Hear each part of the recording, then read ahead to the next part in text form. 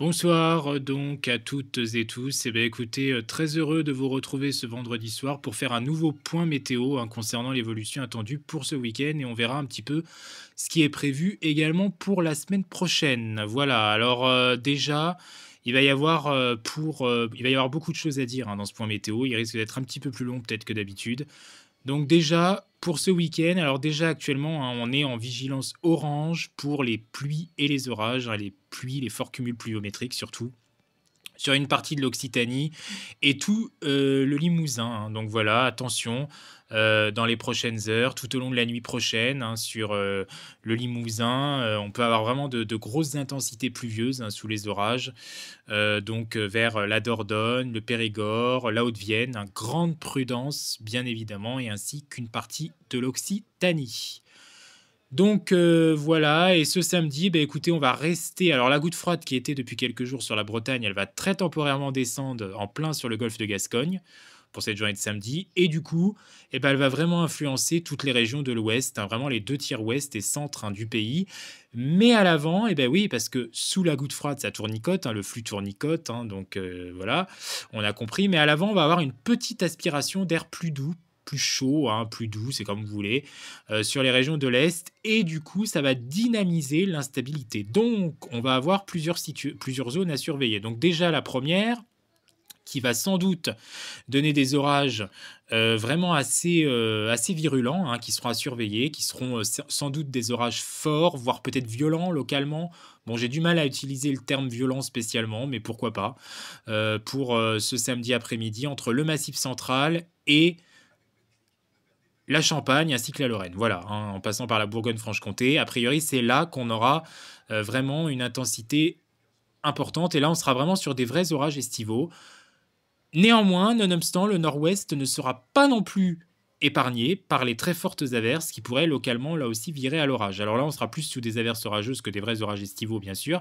Les orages de masse d'air froid, plutôt, qui seront agrémentés donc de la goutte froide, avec quelques coups de tonnerre. Voilà, on sera sur quelque chose de basique au niveau des orages en eux-mêmes. Mais par contre, les averses seront parfois quand même très puissantes aussi, avec de bonnes intensités pluvieuses possibles. Voilà. Et entre le Massif central, à l'est du Limousin et le Grand Est, on s'attend donc à cette activité orageuse importante, donc forte activité électrique, risque de grêle, risque de rafales de vent aussi importantes, on pourrait atteindre des 90 km/h. Donc grande prudence, bien sûr, et puis des lames d'eau qui seront assez importantes. Donc grande prudence, et je pense que la vigilance peut encore s'étendre pour ce samedi. Elle pourra peut-être s'étendre d'ici demain matin, il faudra voir, mais peut-être que ça s'étendra davantage vers le Grand Est, la Bourgogne notamment. Donc à suivre de près, bien évidemment. Et puis, on aura aussi des pluies cévenoles qui vont commencer à remonter. Alors, on ne sera pas sur des valeurs d'épisodes cévenols non plus, je tiens à le préciser quand même, malgré tout, on ne sera pas sur des valeurs d'épisodes cévenols, mais on sera limite. On aura des pluies qui remonteront dans un flux de sud-est en altitude notamment, qui remonteront de la mer Méditerranée vers le Languedoc-Roussillon jusqu'au massif cévenol pour cette journée. Là aussi de samedi. Donc là aussi, ça sera à surveiller. Et puis sur les régions que je n'ai pas citées, ça veut dire qu'il y aura moins d'intempéries. Donc a priori, il y aura moins d'intempéries quand même. On aura un temps un peu plus calme. Ça ne veut pas dire qu'il n'y aura pas du tout d'orage ni d'averse, mais théoriquement, bon, les orages, je pense pas. Franchement, je pense pas. Et le risque d'averse sera plus limité, bien sûr, que sur le nord-ouest et surtout entre le Massif central et le Grand Est.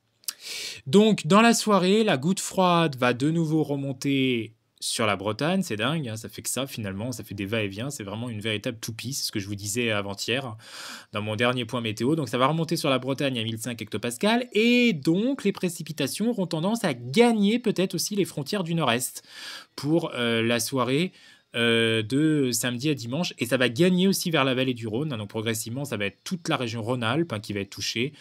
L'après-midi, en fait, ça sera plus l'est du Limousin, l'ouest de Rhône-Alpes et en allant vraiment vers le centre du Massif central jusqu'aux Ardennes et à la Lorraine. Et l'après-midi et le soir, ça sera l'Alsace certainement. Ça va glisser peut-être en direction des Hauts-de-France. Il y a une petite incertitude pour les Hauts-de-France, mais pourquoi pas aussi des orages assez forts localement. Et puis ça va donc aller vers l'ensemble de la vallée du Rhône, Rhône-Alpes, Bouches-du-Rhône, Var, bien sûr, pour la nuit de samedi à dimanche avec de fortes intensités, sans doute, de précipitations là aussi. Et pour la journée de dimanche, eh ben, ça ne sera pas terminé puisque dimanche, on aura la dépression qui sera toujours centrée entre la Manche et le sud des îles britanniques, 1005 hectopascales toujours. Et dans son sillage, on va réavoir des pluies ou des averses qui vont revenir par le nord-ouest. On aura toujours une activité orageuse assez importante entre l'extrême sud-est et la Corse pour cette journée. Donc attention, parce que dans le sud-est de la France, entre la nuit de samedi à dimanche et même une partie de la journée de dimanche, on aura peut-être les conséquences quasiment comme on a eu il y a 2 jours. Donc bonne activité électrique, forte pluie, grêle, peut-être de très fortes bourrasques aussi localement sous les cellules orageuses. Donc vraiment, la plus grande prudence sera recommandée, bien évidemment, même si on ne parle pas forcément à proprement parler d'un vrai épisode méditerranéen ou céveno. Il n'empêche quand même qu'il faut être prudent sur ces valeurs qui peuvent parfois être remarquables. On a vu ce qui s'est passé à Mandelieu-la-Napoule, par exemple, il y a 2 jours. Il a été tombé 145 mm de précipitations. Ça correspond à un record pour cette station météo pour un mois de septembre. Donc voilà, pour la journée de dimanche, c'est à peu près tout ce qu'on peut dire. Donc on va maintenant passer au début de semaine. Alors début de semaine, il va y avoir un changement progressif. Déjà, on commence à voir que l'anticyclone atlantique remonte un petit peu.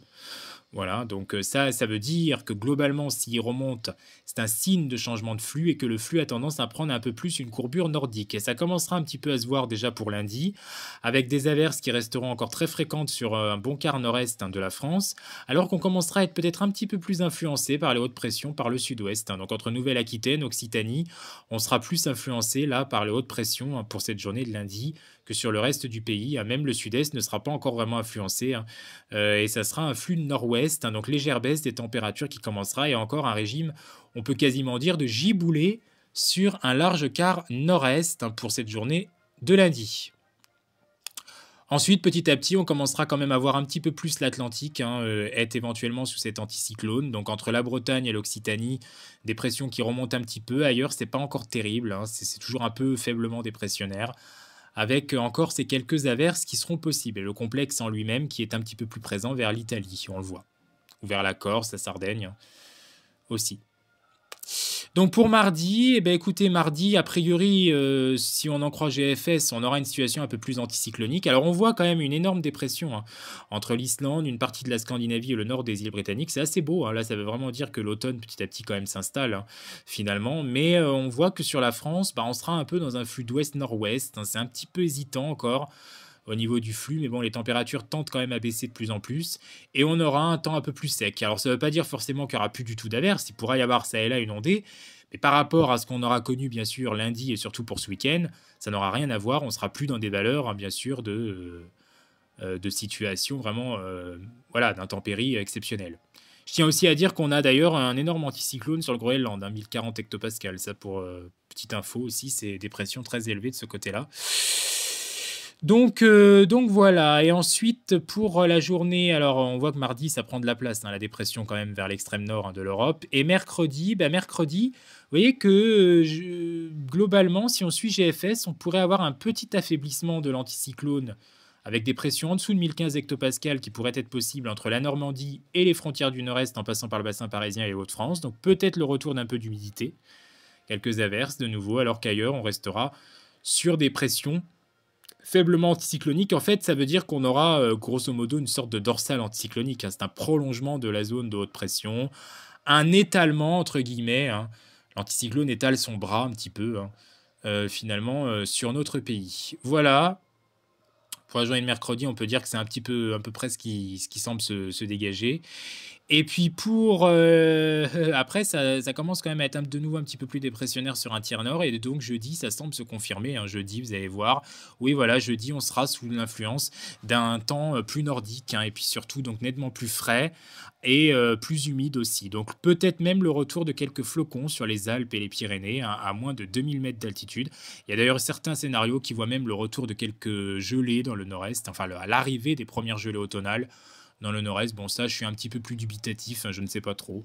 Ça restera à voir, mais vous voyez que bon, ce sera un petit peu plus influencé de nouveau par l'humidité pour jeudi prochain. Avec une baisse des températures de nouveau. Donc là, on sera très en dessous des moyennes de saison finalement pour une mi-septembre. C'est plus des valeurs qu'on est censé logiquement, quand tout va normalement bien, avoir mi-octobre. Et puis pour vendredi prochain, ça semble être, vous voyez, de nouveau un petit peu nettement plus anticyclonique d'ailleurs, hein. Mais là, du coup, voilà, ce serait nettement plus anticyclonique, mais c'est encore loin. Donc retenez, un temps agité ce week-end, encore beaucoup d'intempéries, nord-ouest, entre le Massif central et le nord-est. Et puis voilà, avec des températures qui vont rester à peu près de saison ce week-end et qui baisseront nettement à partir de mercredi, hein, et surtout jeudi prochain, où on repassera sans doute plusieurs degrés en dessous des moyennes de saison. Voilà, vous savez tout, bonne soirée, merci pour votre fidélité.